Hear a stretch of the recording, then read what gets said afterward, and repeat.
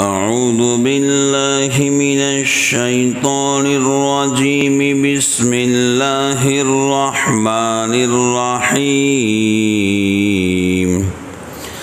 عالم الغيب والشهادة الكبير المتعال سواء منكم من أسر القول ومن جهر به ومن هو مستخف بالليل وسارب بالنهار له معقبات من بين يديه ومن خلفه يحفظونه من أمر الله إن الله لا يغير ما بقوم حتى يغيروا ما بأنفسهم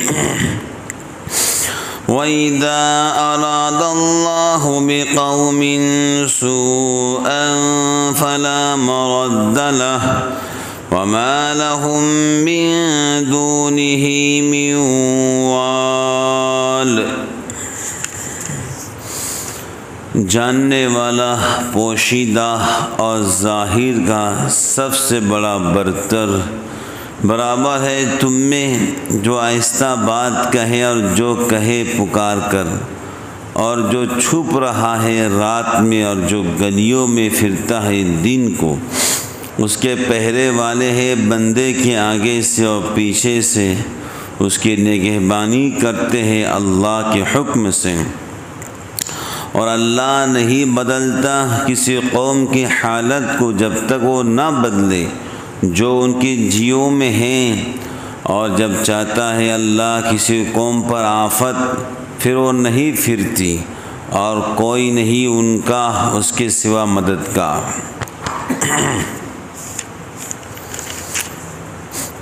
آیت مذکورہ سے پہلے اللہ پاک کی مخصوص صفات کمال کا سلسلہ چل رہا ہے جو در حقیقت توحید کے دلائل ہیں۔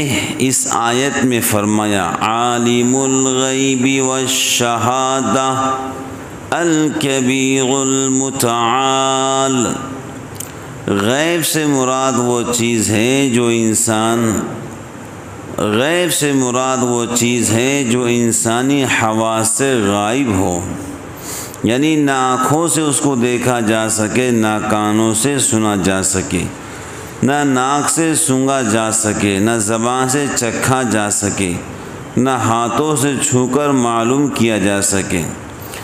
شہادت اس کے بالمقابل وہ چیز ہے جن کو انسانی حواس مذکورہ کے ذریعے معلوم کیا جا سکے۔ معنی یہ ہے کہ اللہ ہی کی خاص صفت کمال یہ ہے وہ ہر غیب کو اسی طرح جانتا ہے جس طرح حاضر موجود کو دیکھتا ہے۔ اللہ تعالیٰ ہر غیب کو جانتے ہیں جس طرح حاضر موجود کو جانتے ہیں۔ حاضر موجود، بھئی ہم لوگ حاضر ہیں نا، جیسا اللہ ہم کو جان رہے ہیں ایسا اللہ غیب کو بھی جانتے ہیں۔ جو حاضر نہ ہو اللہ اس کو بھی جانتے ہیں۔ آگے کیا ہونے والا ہے قیامت تک ہر بات اللہ کی تقدیر کے اندر ہے۔ ہمیں نہیں پتہ ابھی 1 گھنٹے ابھی کیا ہوگا 2 منٹ کے بعد، ہمیں نہیں پتہ ابھی کیا ہوگا 10 سیکنڈ کے بعد۔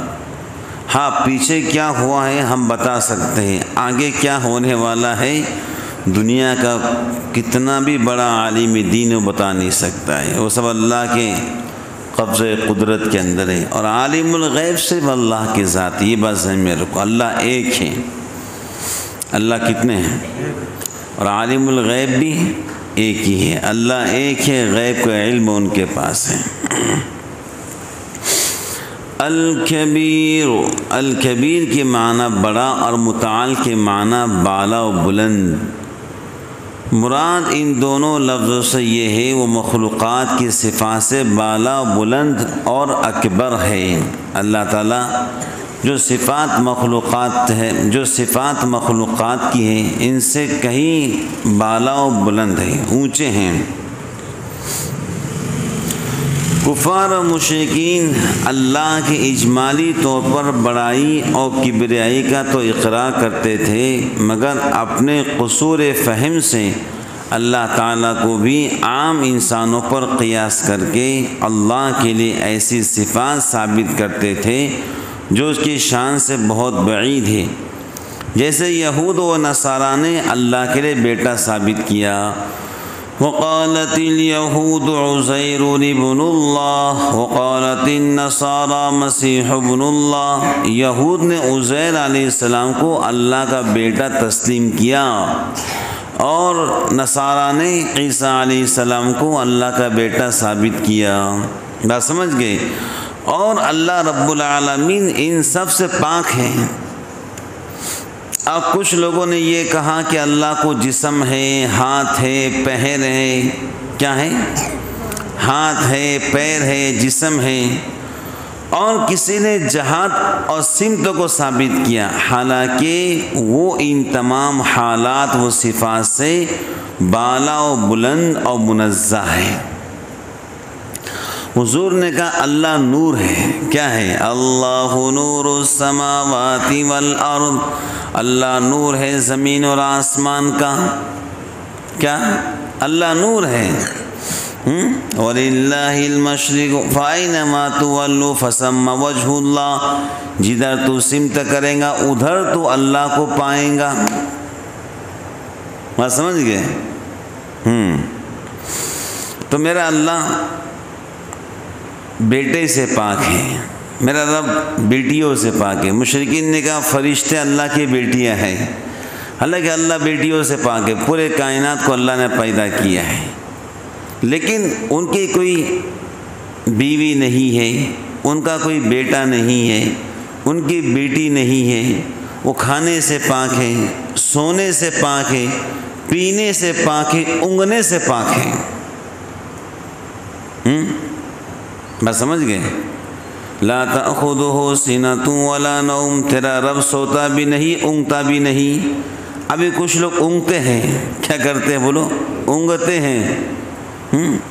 کیا کرتے ہیں؟ سو کر بھی رات میں اونگتے ہیں۔ میرا رب تو سونے سے پاک ہے، اونگتا بھی نہیں ہے، کیا؟ وہ اونگتا بھی نہیں ہے۔ ہاں، لا تأخذہ سنۃ ولا نوم، سوتا بھی نہیں، اونگتا بھی نہیں۔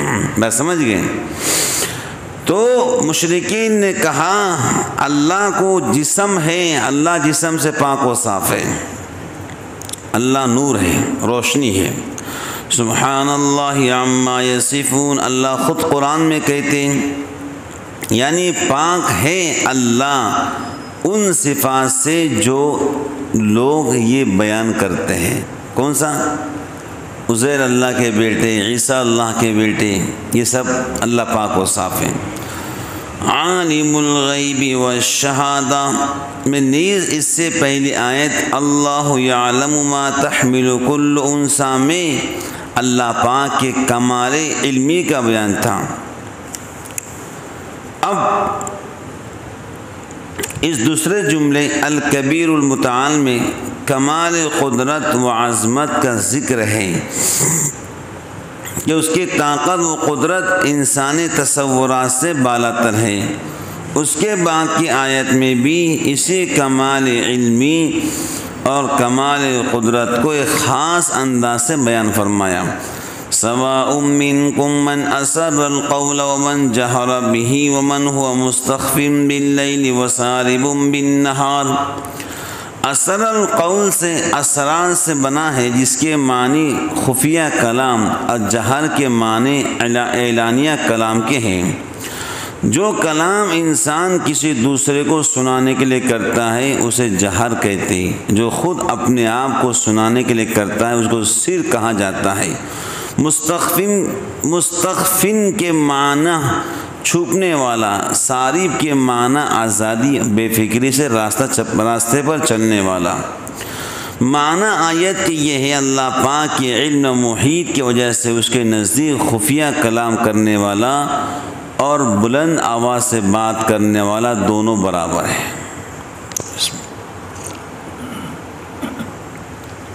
جو انسان جو ہے آہستہ بات کرتا ہے اور جو انسان زور سے بولتا ہے اور جو انسان دل میں سوچتا ہے اللہ کے پاس سب برابر ہے۔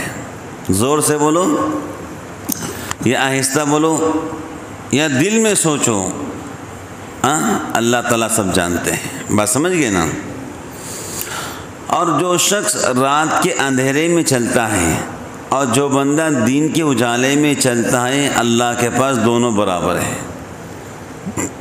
اللہ قرآن میں کہہ رہے ہیں، سبحان اللہ، دیکھو قرآن کی تفسیر کے برکات سے ہمیں کیا کیا چیزیں مل رہی ہیں۔ الحمدللہ لک الحمد و لک الشکر۔ میں تو کہتا ہوں ہر مسجد کے امام نے تفسیر کرنا چاہیے، وہ جوش و خروش کے ساتھ میں کیسے کیسے باتیں سننے مل رہی ہیں، وہ بھی قرآن کی روشنی میں، قرآن کی آیتوں کے ترجمے کے ساتھ میں۔ کہ بھائی سنے آپ نے کبھی کہ جو انسان رات میں چلتا ہے، جو دین میں چلتا ہے، اللہ کے بعد دونوں برابر ہے۔ اللہ قرآن میں کہہ رہے ہیں، کتنی بڑی بات ہے، دلیل قرآن کریم۔ لَهُ مُعَقِّبَاتٌ مِّن بَيْنِ يَدَيْهِ وَمِنْ خَلْفِهِ يَحْفَظُونَهُ مِنْ أَمْرِ اللَّهِ۔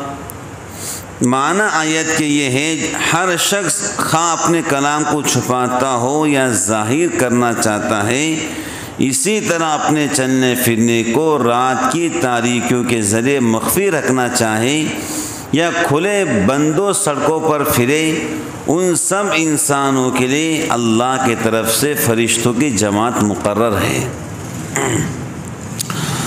فرشتوں کی دو جماعتیں ہیں، ایک رات کی ایک دن کی، جو انسانوں کی حفاظت کرتی ہے۔ بولو کیا کرتی ہے؟ اب یہ فرشتے بیٹھے ہیں، اب یہ جائیں گے اللہ کے پاس، اب دن کے فرشتے آئیں گے۔ بات سمجھ گئے؟ اب دن کے فرشتے رہیں گے عصر کی نماز تک، پھر رات کے فرشتے عصر کے بعد آئیں گے، دن کے فرشتے عصر کے بعد چلے جائیں گے۔ دیکھو اللہ رب العالمین فرشتوں کے ذریعے ہماری حفاظت کرتے ہیں۔ فرشتے ہمارے آگے بھی ہیں، فرشتے ہمارے پیچھے بھی ہیں، دائیں بھی ہیں، بائیں بھی ہیں، اور فرشتے اللہ کے حکم سے ہماری حفاظت کرتے ہیں۔ صحیح بخاری کے حدیث میں ہے، فرشتوں کی دو جماعت مقرر ہے،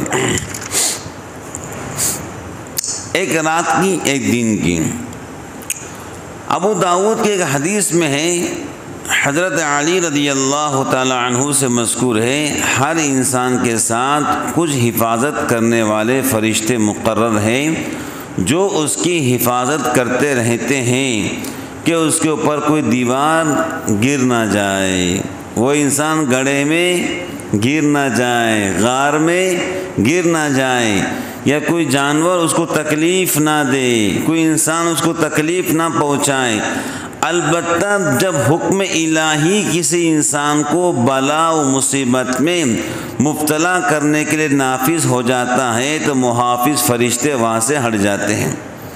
جب اللہ تعالیٰ کسی کو آفت میں ڈالنا چاہتے ہیں اور کسی کو مصیبت میں ڈالنا چاہتے ہیں تو پھر حفاظت کرنے والے فرشتے وہاں سے ہٹ جاتے ہیں، کیونکہ وہ تو اللہ کے محتاج ہیں۔ جب اللہ ہی چاہ رہے کہ میں نے اس کو مصیبت دینا ہے، پریشانی ڈالنا ہے، تو فرشتے وہاں سے ہٹ جاتے ہیں۔ تو اللہ تعالیٰ پوری زندگی ہم کمزوروں کو مصیبتوں سے محفوظ فرمائے، آمین۔ ابن جریر کے ایک حدیث ہے بروایت حضرت عثمان غنی رضی اللہ تعالیٰ عنہ، یہ بھی معلوم ہوتا ہے ان محافظ فرشتوں کا کام صرف دنیاوی مصائب اور تکلیفوں سے حفاظت نہیں، بلکہ وہ محافظ فرشتے انسان کو گناہوں سے بچاتے ہیں۔ بولو کیسے بچاتے ہیں؟ ہاں، انسان کے دل میں نیکی کا جذبہ پیدا کرتے ہیں۔ علماء لکھتے ہیں اگر تمہارے دل میں نیکی کا جذبہ پیدا ہو رہا ہے، سمجھ لو تمہارا رب تم کو نیک بنانا چاہتا ہے، وہ تم سے محبت کر رہا ہے۔ اور جب تمہارے دل میں گناہ کے وسائس آ جائیں اور ہمیشہ گناہ کے خیالات دل میں رہیں تو سمجھ لو کہ شیطان تمہارے قریب آ رہا ہے، تم اللہ سے دور جا رہے ہو۔ اس واسطے اب تم توبہ استغفار کرو اور اپنے دل کو نیک بناؤ۔ بس سمجھ گئے؟ تو کتابوں میں لکھا ہے کہ جس نے جو ہے ایک دن بغیر گناہوں کے گزارا، وہ بندہ ایسا ہے جیسے اس نے وہ دن نبی کے ساتھ میں گزارا۔ اور آگے لکھا ہے کتابوں کے اندر کہ اس امت میں ایسے ایسے بندے گزرے ہیں کہ 20-20 سال تک گناہ لکھنے والے فرشتوں کو گناہ لکھنے کی نوبت نہیں آئی۔ کتنے سال تک؟ 20-20 سال تک۔ الحمدللہ۔ اور وہ فرشتے جو ہیں انسان کو گناہوں سے روکنے کی پوری کوشش کرتے ہیں، دل میں نیکی کا جذبہ پیدا کرتے ہیں، بے گناہ سے رکو، گناہ سے رکو۔ اگر انسان گناہ کر بھی لیا تو کوشش کرتے ہیں کہ یہ بندہ جلدی سے توبہ کر لے۔ کیا کر لے؟ توبہ کر لے۔ اگر بہت انتظار کرتے ہیں کہ توبہ کرے توبہ کرے، اگر بندے نے توبہ نہیں کی تو پھر اس کے نام اعمال میں ایک گناہ لکھتے ہیں۔ حضرت کعب احبار رضی اللہ تعالی عنہ فرماتے ہیں اگر انسان سے یہ حفاظتی خداوندی کا پہرا ہٹا دیا جائے تو جنات ان کی زندگی کو کیا کر دیں؟ وبال کر دیں۔ جو فرشتے ہمارے ساتھ میں رہتے ہیں اگر یہ ہٹ جائیں تو جنات ہمارے زندگی کو پریشان کر دیں۔ کیوں؟ ہم ان کو دیکھ نہیں سکتے، وہ ہم کو دیکھتے ہیں۔ پرابلم یہ ہے، مسئلہ کیا ہے بولو بھائی؟ وہ ہم کو دیکھتے ہیں، ہم ان کو دیکھ نہیں پاتے، اور ان کے اندر اللہ نے صلاحیت رکھی ہے کہ وہ کان کے ذریعے انسان کے بدن میں داخل ہو سکتے ہیں، اور حدیث میں آتا ہے کہ تمہارے خون میں دوڑتے ہیں۔ ایک حدیث میں آتا ہے کہ وہ ناک کے ذریعے تمہارے کان باڈی میں سرایت کرتے، ناک کے ذریعے، ناک کے ذریعے، ناک یا کان کے ذریعے۔ اگر ناک کے ذریعے باڈی میں گئے تو دل میں گناہوں کے گندے خیالات پیدا کرتے ہیں، دماغ کے ذریعے، کان کے ذریعے گئے تو باڈی کو پریشان رکھتے ہیں، بے چین، گھبراہٹ، پریشان۔ جب وہ خون میں دوڑتے ہیں تو انسان کو گھبراہٹ ہوتی ہے۔ کیا ہوتی ہے بولو؟ یہ باتیں اتنی ڈیپ کے کوئی بتائیں گا نہیں آپ کو، ان باتوں کی قدر کرو۔ جب وہ دوڑتے ہیں خون کے اندر تو وہ انسان کو سینے میں گھبراہٹ ہوتی ہے، بے چینی ہوتی ہے۔ جب وہ دماغ کو یوں پکڑ لیتے ہیں تو آدمی پریشان ہوتا ہے، دماغ جکھڑ جاتا ہے۔ ابھی ایک بندہ ہے بیچارہ، بڑے اچھے انسان تھے، بڑے پکے نمازی، لیکن وہ کسی معاملات کا شکار ہو گئے تو بیچاروں کی حالت بڑی خراب ہو گئی۔ میں دیکھا ان کو، اللہ تعالیٰ ان کو جو ہے تندرستی عطا فرمائے، وہ اسی کا شکار ہو چکے ہیں۔ حالانکہ بڑے نیک و صالح انسان تھے، آتے تھے نماز کے لیے، مجھ سے ملتے تھے، لیکن ابھی فی الحال وہ اس کا شکار ہو چکے ہیں۔ اس واسطے بزرگان دین سورہ فلق اور سورہ ناس صبح شام پڑھ لیا کرو، 3 بار صبح 3 بار شام میں، یہ ضرور کرو، کیونکہ ہم ان کو دیکھ نہیں سکتے ہیں اور وہ بھی ہر جگہ موجود ہے، گھروں کے اندر موجود ہے، ٹوائلٹ کے اندر موجود ہے، راستوں کے اندر موجود ہے، سنسان جگہ موجود ہے، دکانوں کے اندر موجود ہے۔ اسے دکان کھولو تو کیا کہو؟ السلام علیکم وعلی عباد اللہ الصالحین، سلام ضرور کرو۔ گھر بند ہے، تالا کھولے، سلام کرو۔ یہ سلام اللہ کا نام ہے، یہ سلام کے برکات سے وہ آپ کو نقصان نہیں پہنچائیں گے، اس بات کو یاد رکھو۔ میں تو آفس بھی کھولو سلام کرتا ہوں، وجہ اس کی وہ نقصان نہیں پہنچا سکتے ہیں، لیکن اب دعائیں کعب بن احبار تو شاید بہت کم لوگ پڑھتے ہو، دعائیں انس بھی بہت کم لوگ پڑھتے ہو اور جلدی یاد بھی نہیں ہوں گی، لیکن میرا معمول ہے دعائیں کعب بن احبار کا، دعائیں انس کا، اس زمانے کا معمول ہے، لیکن آپ لوگ خالی سورہ فلق اور سورہ ناس پڑھ لیا کرو۔ یہ تو ماشاءاللہ سب کو یاد بھی ہوتا ہے، سب پڑھ بھی سکتے ہیں۔ فجر کے بعد 3 بار سورہ فلق، سورہ ناس اور سورہ اخلاص، مغرب پر حضور فرماتے جو پڑھ لیں گا وہ دن بھر اللہ کی پناہ کے اندر رہیں گا۔ بات سمجھ گئے نا؟ ایک صحابہ وہ بیچارے ایک عالی شان بڑی مسجد بنا رہے تھے۔ اب مسجد اللہ کا مکان ہے، اب کچھ لوگ ان پہ حسد کرتے تھے تو کسی وجہ سے کام بند ہو گیا۔ وہ اکیلے مسجد بنا رہے تھے، بڑی مسجد عالی شان، لیکن کچھ لوگ رہتے ہیں حالے کے پیچھے کچھ نہ کچھ رہتے ہیں، بولو رہتے ہیں اس سے ایک دعا پڑھنا، اللہم انا نجعلک فی نحورہم ونعوذ بک من شرورہم، اے اللہ حاسدین کے شر سے ہماری حفاظت فرما، یہ ہمیشہ پڑھنا چاہیے۔ تو بیچارے ان کا کام رک گیا۔ اللہ کی شان دیکھو، وہ مغرب کی بات جہاں پر کام چالو کرنا چاہتے وہاں پر گئے، زمین پر ایک کوئی عجیب آدمی ان کو نظر آیا، جن نے سلام کیا، ان کا وعلیکم السلام۔ تو انہوں جو عجیب بندہ نظر آیا اس بندے کو، تو پوچھا بھائی آپ کون ہیں؟ تو اس بندے نے یہ کہا آپ دعائے کعب بن احبار پڑھتے ہو؟ کہاں پڑھتا ہوں، روز پڑھتا ہوں۔ کہا بس میں دعائے کعب بن احبار کا موکل ہوں، جن ہوں، اب تم کو کوئی ستائیں گا نہیں، آپ کام شروع کر دو، اگر کوئی ستائیں گا تو ہم ہیں اور وہ ہے۔ بس سمجھ گئے، ہر دعا کے کچھ نہ کچھ موکل ہوتے ہیں، جو انسان پابندی کرتا تو ساتھ میں رہتے ہیں، بس سمجھ گئے نا، اور بڑے نیک و صالح اور متقی و پرہیزگار ہوتے ہیں۔ تو کہنے کا مقصد یہ ہے بزرگان دین، تفصیل یہ چل رہی تھی کہ فرشتے انسان کی حفاظت کرتے ہیں اللہ کے حکم سے، بس سمجھ گئے۔ اگر یہ فرشتے ہمارے آگے پیچھے نہ ہوتے تو یہ جنات و شیاطین، ان میں شر ہے، کیا ہے بولو؟ شر، کیونکہ اللہ نے ان کو آنکھ سے بنایا، شر غالب ہے، کیا غالب ہے؟ شر غالب ہے۔ اللہ تعالی ہم سب کو محفوظ فرمائے۔ تو ان میں شر غالب ہے، وہ نقصان، وہ کیا کرتے ہیں؟ نقصان پہنچاتے ہیں۔ نقصان کبھی بچوں کو پہنچائیں گے، کبھی آپ کو پہنچائیں گے، چلتے ہوئے گرا دیں گے، گاڑی سے گرا دیں گے، کچھ نہ کچھ نقصان پہنچانے کی صفت ان کے اندر ہے۔ ایک صفت سانپ کے اندر ہے، سانپ بڑا کینہ پرور، سانپ کینہ پرور، وہ بدلہ بس انتظار کرتا بدلہ کب لو، ایسی شیاطین ہوتے ہیں۔ اللہ تعالی ہم سب کو محفوظ فرمائے۔ تو بزرگان دین، کچھ ہو مت ہو، مغرب فجر پڑھ لی، یہ عمل کر لیا کرو، تو انشاءاللہ الرحمن دنیا کی کوئی چیز آپ کو پریشان نہیں کریں گی۔ اور دوسری بات، ٹوائلٹ کے اندر اور حمام میں کبھی رونا مت،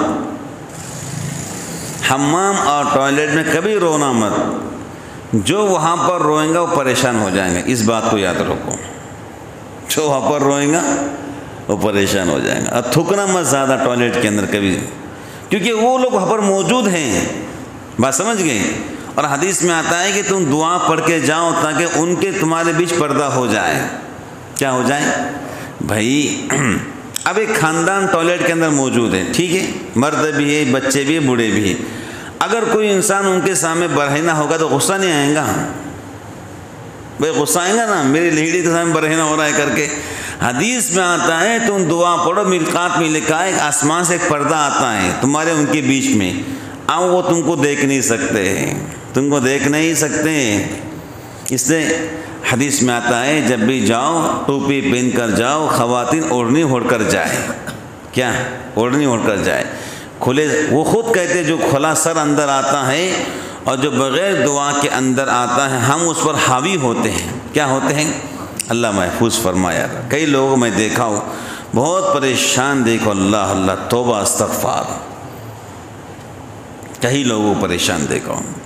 اکثروں کو ٹوائلٹ کا معاملہ جنات کا، شیاطین کا، جنیوں کا، اسے حدیث میں آتا ہے اللہم انی اعوذ بک من الخبث والخبائث، اے اللہ ہم کو بچا خبیث جنات اور جنیوں سے، یہ لفظ ہے اس کا، بس سمجھ گئے۔ ایک بچی تھی، اس پر 17 جنات تھے، کتنے تھے؟ 17 جنات، سارے جنات ٹوائلٹ کے اور سنڈاس کے تھے، کیا ان کے حالات تھے، کیا بیان کرے، اللہ تعالیٰ محفوظ فرمائے۔ اس سے بزرگان دین جو حضور پاک علیہ الصلاۃ والسلام سنتیں بتلا کر گئے اس میں کوتاہی مت کرو، ہمیشہ باوضو رہو۔ کیسے رہو بولو؟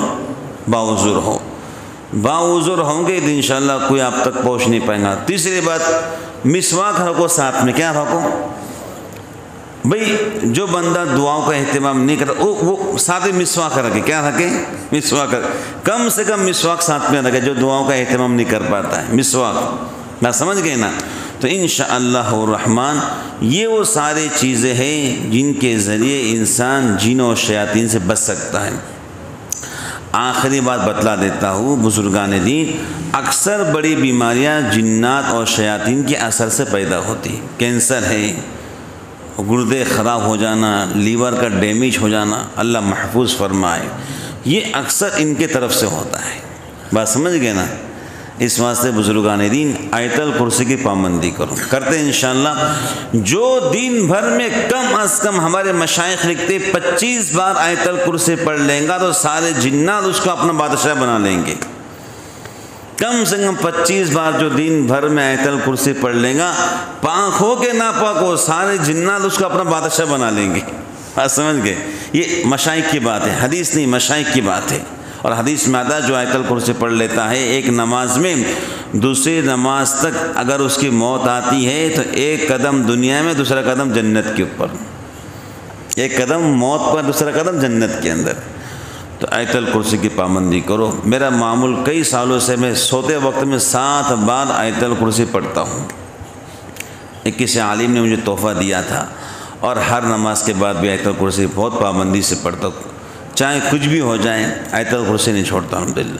اور آیت الکرسی کا میں نے چلہ بھی کیا الحمدللہ۔ تو بہرحال آیت الکرسی کی پابندی کیا کرو، اور سورہ فلق اور سورہ ناس اور سورہ اخلاص جو باتیں نکل گئی تفسیر کی روشنی کے اندر، اس واسطے میں نے سوچا کہ آپ کو بھی وہ باتیں بتلا دوں کہ ہم نے کیا کرنا ہے۔ میں کریں گے انشاءاللہ، یہ سب چیزیں کرو تو انشاءاللہ اللہ تعالیٰ محفوظ فرمائیں گے۔ اللہ تعالیٰ سے دعا کرتے ہی ہر شر سے، ہر برے آفت اور برے دین سے اللہ ہم سب کو محفوظ فرمائے، اپنے حفظ امان میں ہم کو رکھے، مصیبت آفات بلاؤں سے پریشانیوں سے محفوظ فرمائے۔ آمین۔ وآخر دعوانا ان الحمد للہ رب العالمین۔